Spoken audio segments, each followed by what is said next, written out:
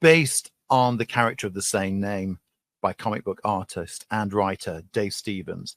The film is set in 1938 Los Angeles, and the Rocketeer tells the story of a stunt pilot, Cliff Secord, played with much energy by Billy Campbell, who discovers a rocket pack designed and created by the one and only Howard Hughes. After donning the fantastic helmet and the rocket pack, the now called Rocketeer takes on the Nazis and a German Nazi sympathizer who could be Errol Flynn, but is in fact Timothy Dalton, in a film which is just truly a joy. Adapted from a comic book series, which was itself homaging those action serials of like the early Commander Cody, isn't it? And those sorts of jetpack wearing adventurers that used to see in the Republic serials. Yep, which, you know, for some of us, we got the experience of watching those serials on TV. I used to look forward to every summer during the kids' holidays, because I think it was BBC used to have various ones of those old serials, and you'd watch like 15 minutes one day, and then you'd have a cliffhanger ending, then 50 minutes the next day. That's it. I loved those kind of action adventures. And so the Rocketeer tapped into that in the comic book format, and then was adapted over to the film in 1991. And it's got action, it's got adventure, it's got comedy, it's got romance, it's got Nazis, it's got Zeppelins, and it's got a fabulous score by James Horner. What's not to love in here? It is an absolute pleasure. I remember watching this for the first time when it came out on the big screen, and I remember thinking to myself as the film finished, it's like, why is there not many people in this film? This film should be doing a lot better than what it is.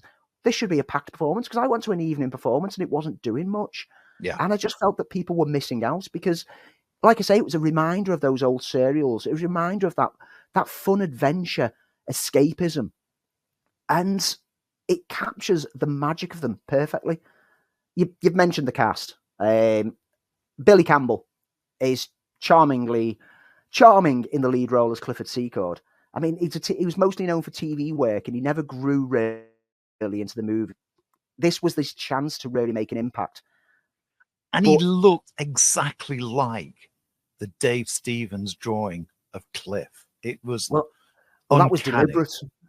Because apparently, when they were doing the casting, before he went to the auditions, he immersed himself in the comic book to get a feel for the character, and then went and got a hairstylist to make his hair exactly like for the audition.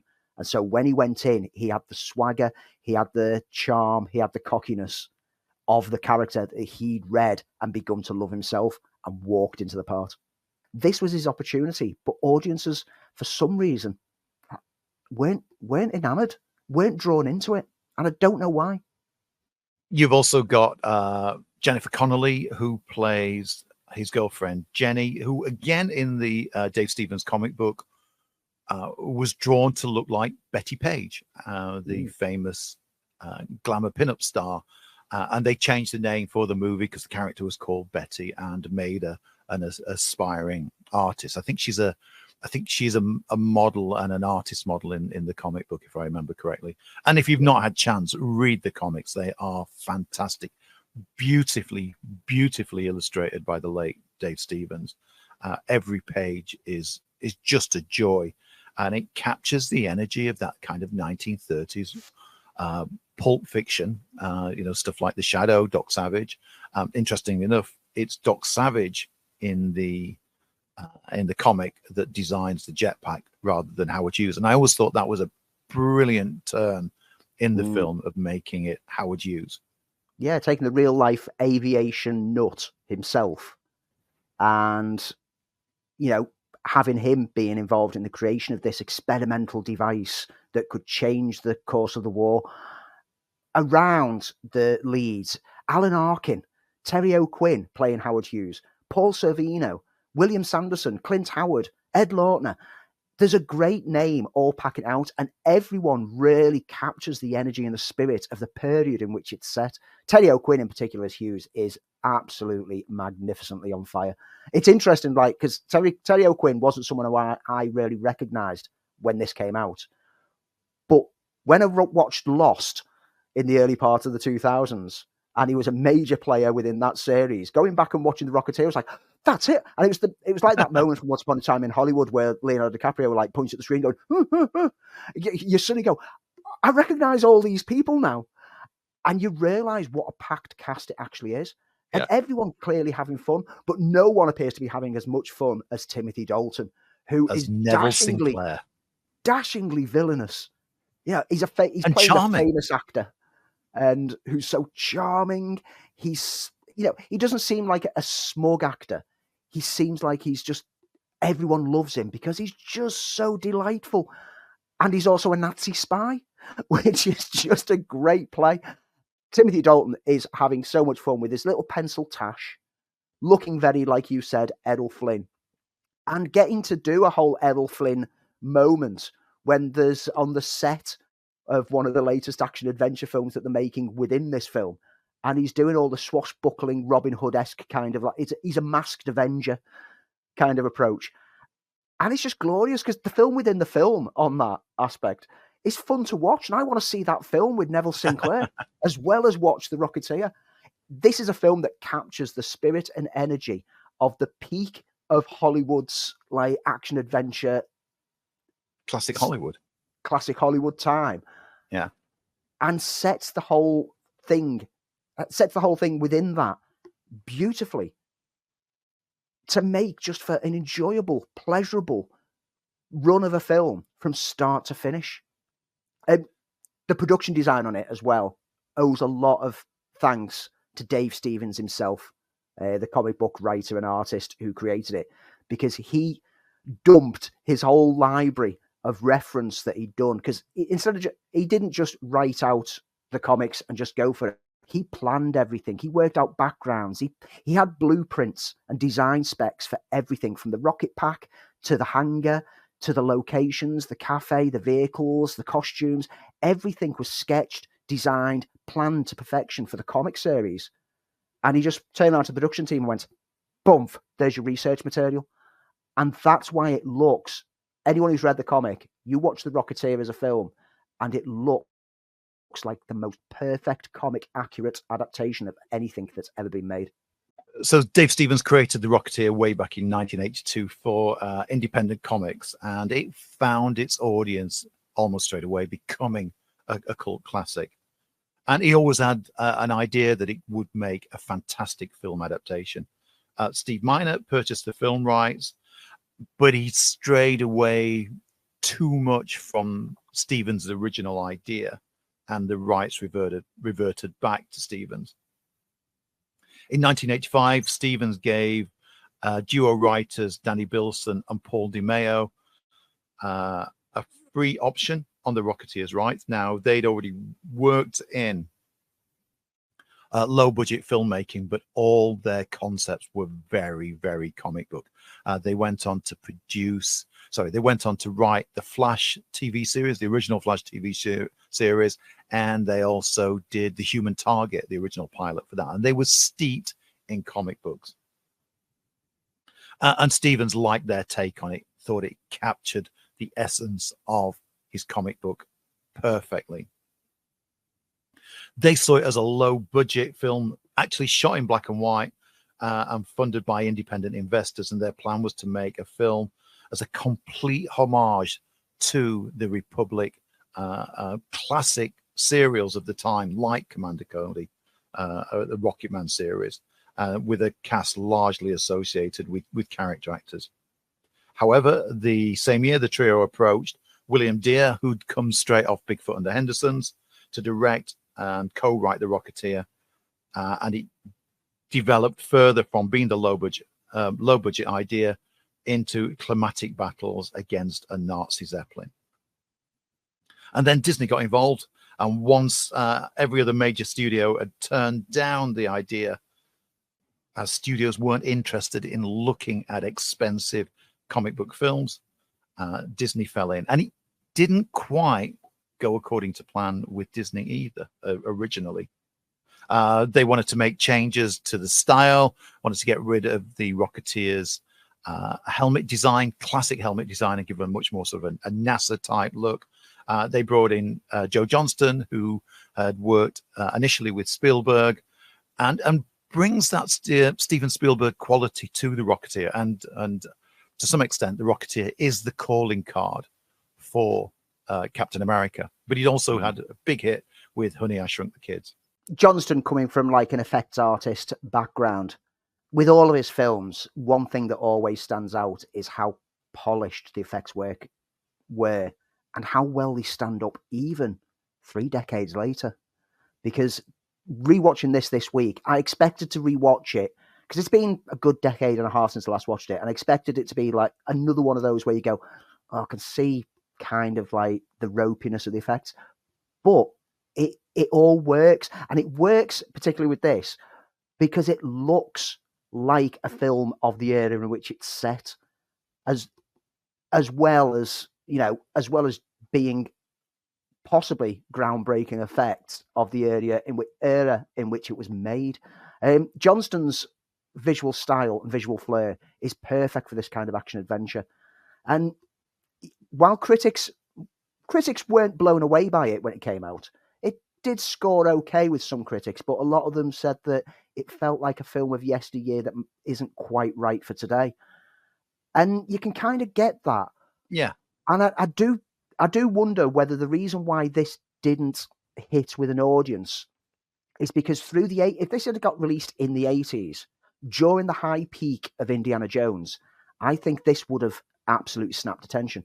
But audiences had moved on in the early 90s. Audience had moved to other things, and we've seen it in present day that audiences get bored after 10 years of one kind of property, and so they want something different. And it just felt like a film of yesteryear to the general public, and they clearly struggled to market it. It caught my attention because I always loved those serials, but not everyone is as immersed in that kind of a storytelling as geeks like us are. Oh, and we talked about this with Netflix wanting to bring back certain characters who, because the executives have grown up with them, and think there's an audience for them today. And we found that they are usually disappointing. They don't usually get that audience because, and I've said, interestingly enough, that I'd love to see a Doc Savage series, but I don't think it will find a modern day audience the same way that John Carter didn't. But the joy of the Rocketeer is, while it wears its inspirations on its jetpack very clearly, it's just so much fun. It's a perfect film in lots of ways. It falls short in a few areas, but it doesn't diminish that it is just a lot of fun and absolutely endearing. There was plans for sequels. Even when they were making The Rocketeer, they always intended it to be like the Indiana Jones films, where there'll be more adventures with. But because of the box office failure of the film, it kind of got knocked on the head. There was in recent years a TV series for Disney Junior, animated series that focused on a 7-year-old great-granddaughter of Cliff who receives the rocket. It was aimed towards a very young audience. So if you're watching it as an adult, just bear that in mind. But they have been, over the past decade, constantly talking about reinvigorating it for the big screen again. Way back in 2012, James Wan was talking about potentially directing the film. In 2016, there was a reboot titled The Rocketeers that was going to go into production, which was going to be set 6 years after the original film. That never really came to fruition. By January 2020, a new draft had been written of the film with J.D. Dillard set to direct. The return of the Rocketeer was announced in 2021. Ed Reichert was hired to write a new draft of the screenplay. But last news on it was November 2022, when Dillard announced that he's no longer attached to direct, as he wanted to take a breather from period aviation, after having made the film Devotion. It's still in limbo as to whether we're actually going to see the rocket fly onto our screens again. But if it ever happens, I, for one, am going to be front row seat, lapping up every minute of action adventure in a serialized movie on screen. You know what? Despite all the love I have for The Rocketeer, and I absolutely adore it, I think it's one of those films that just needs to be left alone, because I think it's found audiences over the last few years. And I watched it with the family very recently, knowing that we're going to be talking about it. And we all lapped it up. We all had a great time with it. I don't need to see a sequel because I don't think it will find an audience again. Maybe an animated version that looks like Dave Stevens' original comic would work really, really well. And in the same way that we've looked at Watchmen earlier. But I think it holds its place. Those who know the Rocketeer love it. Those who have yet to discover it are in for a treat. But I'm almost of the mind to go, it belongs as it is, as a time capsule for that particular kind of filmmaking where a lot of the effects were not CGI, were practical, and the stuff that ILM was doing beautifully in the 90s. So I for one, maybe even go completely meta and take it to a serialized format of 20-minute episodes on a streaming service. I wonder which streaming service would want to do that. Well, the ones who have the rights to it would be Disney.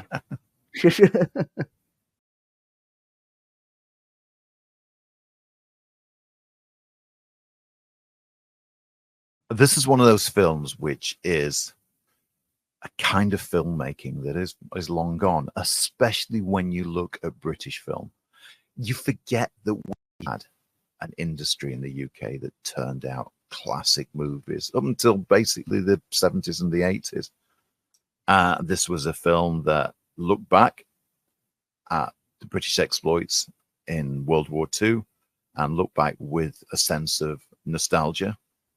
It is one of those films that you will look back as a classic. If you've not seen it, the story is simple.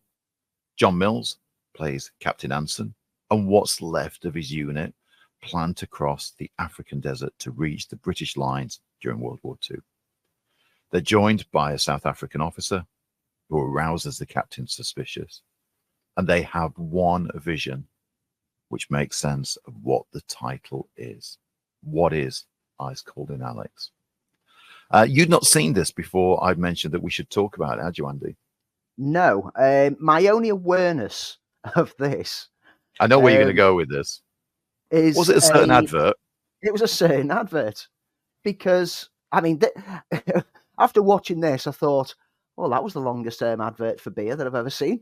And that's not disparaging because this is a really good film that I should have got round to watching so many years ago. But I was aware of this film because the close of the film with them in the bar, drinking the pints of Carlsberg, that scene was basically just lifted for the Carlsberg advert. And it was. Wasn't that them doing it in response to there was another beer brand at the time that was doing spoofs with Griff Rhys-Jones? Yeah, Holston yeah, Pills. they were doing the Dead Men Don't Wear Plaid sort of style by putting Griff Rhys-Jones into old movies. And because they used clips from this film to do it, and Carlsberg went, "We're actually in the film." And so released their own advert, which was literally just the scene of him stroking his finger down the cold, refreshing glass, then drinking it and saying, "Worth the wait." And it's a perfect advert. And it's a perfect scene in a perfect film. Let's be honest about it.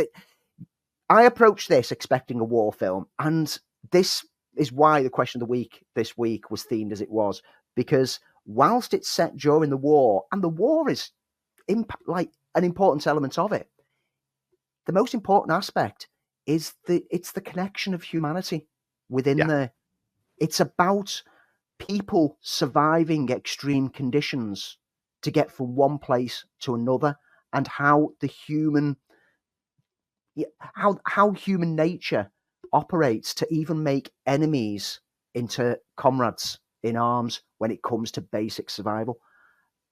I was not expecting to be hooked from the start as much as I was, but I swiftly found that not only was it an easy film to jump into, but the characters were so well defined. Due to a fantastic cast.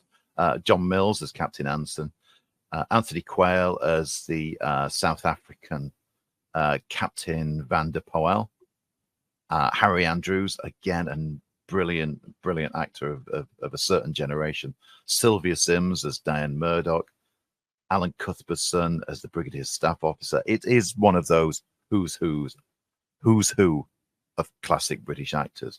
The film's based on a 1957 novel, Ice Cold in Alex, and its serialization, Escape in the Desert, was in the magazine The Sunday Evening Post. And the New York Times described the book as an excellent escape story played out in almost a Hitchcockian manner. The screenplay contains multiple key changes from the novel, especially making Anson, rather than the character of Pugh, the main character. The film was shot on location in Libya. It was meant to be shot in Egypt, but due to the crisis in the Suez Canal, changed to there. And it is a film that just feels as though, well, I'm just going to digress. There's a lot of those films around that time were always shot on sort of the back lot, including a lot of James Bond movies. But this, because it was shot on location, meant that the conditions for the desert shoot were really, really difficult. And they actually felt like the situations in the film. And that adds an authenticity to Ice Cold in Alex and makes it incredibly believable. Yeah, Sylvia Sims said in 2011 that the conditions were so terrible that they became those people. We were those people. She said that people in the modern day would probably call it method acting, but there was no such term as method acting back then. As she said, we just called it getting on with it. There was an improvisation on set around elements. Apparently in the script, the minefield sequence, which is such a tense sequence, was literally just 2 lines of notes. They enter a minefield and have to navigate their way out. And all of the aspect of the tension building and how they get through was all just played on set as shooting, which, given that basically means that they were just freewheeling it, that sequence had me proper on the edge of the seat. It's tense. The cast are just sweating it out all the way through. I mean, if you want to see sweaty, greased up men without any tops on, this is the film to watch, because the desert heat forced them to be sweaty, greased up men. I know that Sims also said in the interview in 2011 that there was a lot of risks taken. The director, J. Lee Thompson, liked to push his actors a bit. And one of those ones that almost caused her an injury was, there's the scene when the ambulance starts rolling backwards down the hill and it narrowly avoids her. Yes. They assumed there'd be a device there to stop it at a certain point, but no, we just let it roll. So if she hadn't got out of the way, she'd have been under that ambulance. And it kind of added the pressure to them on set that he created this atmosphere where it was, your lives could be at risk. And I think that kind of works because, like she said, they became those people. They became those people because they were under pressure and they were at risk of dying at every opportunity in this desert heat. You can feel the heat as the team move through the desert with the presence of the war around them. But it's a film about characters just doing the best that they can do. And even now, and got to remember, this was in the shadow of World War II. It was only 10 years later since the war was completely over. So a lot of the cast were actually in the war themselves. But there is a sense of authenticity that runs through it. And there's also this sense of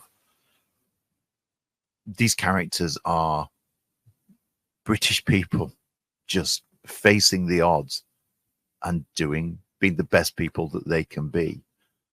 And that's what I love about it. You almost look back and say there's a naivety. We don't get much in the way of backstory, really, for any of the characters. But there is that sense of, and I never want to be that sort of overly patriotic, but that's what we look back on when we talk about D-Day, for instance, about just regular people, just in terrible situations, doing the best with a sense of humor, aplomb, and courage. And this film captures it. And there are some smiles throughout this film as well. and it's very tense in places. And it just captures an era of filmmaking and an era historically perfectly. The film has a running time of 130 minutes, and it's 130 minutes that absolutely flies by because it's so engaging. But it is bewildering that in the US, for its release in 1961, it was cut down to 76 minutes. And apparently, film critic Craig Butler referred to the shortened versions as completely nonsensical. And yeah, I can't even think where you could lose, because that's, what, 50 odd minutes, 54 minutes missing from the film. Yeah, they also renamed it Desert Attack and just basically chucked it out as a bit of a pot boiler rather than the kind of film that deserves a lot of respect, because it is so well made, so well performed, and is a brilliant piece of British filmmaking. Yeah. Beautifully shot. It's, some people will say that it's not got much of a musical score and the music was kept to a minimum, but there's a lot of dramatic underscoring, but it doesn't impose on the film. The dramatic underscoring just feels to complement, and so it's not very noticeable.